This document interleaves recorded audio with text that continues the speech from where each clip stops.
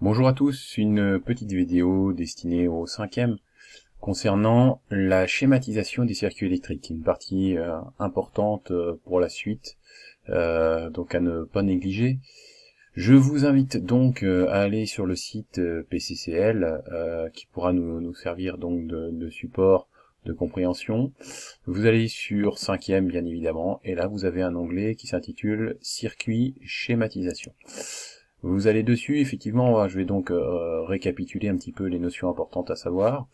Afin de schématiser au mieux, il faut déjà connaître, bien évidemment, les symboles concernant les différentes dipôles électriques. Alors là, vous retrouvez la pile.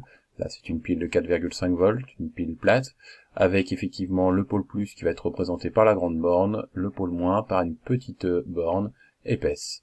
Les fils de connexion vont être représentés par des traits faits à la règle. Parfois, il peut y avoir des croisements de fils, et dans ce cas-là, effectivement, il y a une petite partie qu'on appelle un nœud. On le verra un petit peu plus tard dans la partie du circuit dérivé. L'interrupteur, alors l'interrupteur, j'ai toujours coutume à dire que c'est un interrupteur type pont-levis. Alors voilà, le pont-levis est levé, l'interrupteur est ouvert, le circuit est ouvert, le pont-levis est abaissé. Effectivement, ce qui circule dans les fils, à savoir le courant électrique, peut passer. C'est donc un interrupteur fermé. La lampe, c'est un rond avec une croix. Le conducteur ohmique, avec une certaine valeur de résistance, c'est un rectangle. Vous avez la diode avec la petite bague blanche, donc qui est une barrière de courant qu'on étudiera aussi en fin de cycle de cinquième. Donc avec ce symbole, qui je vous ferai remarquer que c'est un petit peu une flèche, et ça va avoir son importance pour son placement dans le circuit.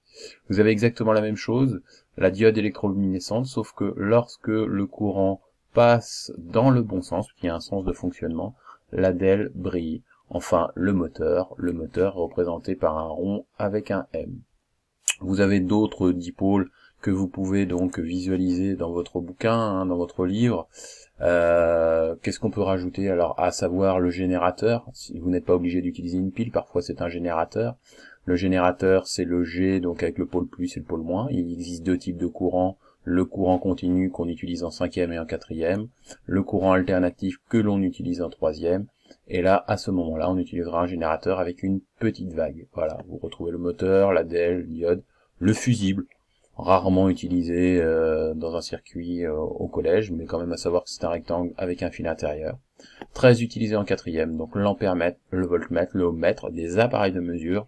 Je vous invite d'ores et déjà à connaître le symbolisme de ces appareils de mesure. Ampèremètre, voltmètre, ohmmètre, vous voyez, il y a une logique, hein. Ampèremètre, ça sert à mesurer l'intensité électrique, bah vous voyez, on met un grand A au milieu, voltmètre, un grand V au milieu.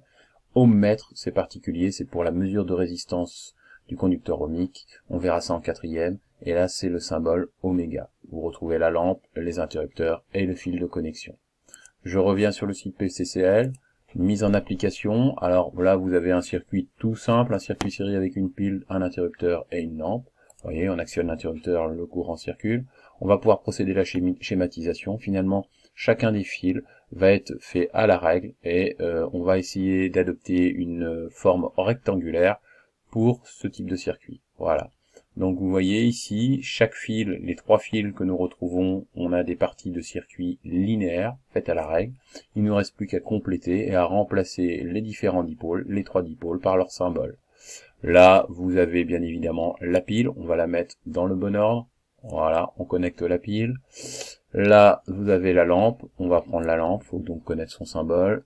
Ici, voilà. Et enfin, vous avez un interrupteur. Dans ce cas présent, l'interrupteur, il est fermé. Je prends donc, voilà, l'interrupteur fermé. Je peux valider, bien évidemment.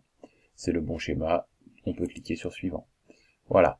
J'espère avoir répondu à vos interrogations par rapport à la schématisation. Bien évidemment, on va pouvoir décliner ça tout le temps avec des 4, 5, 6, voire plus dipôles. On peut faire varier le nombre de dipôles suivant les circuits utilisés.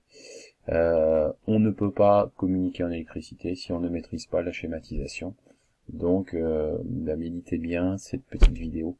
Voilà, et j'espère que vous serez à l'aise avec ceci en manipulation. Merci, à bientôt.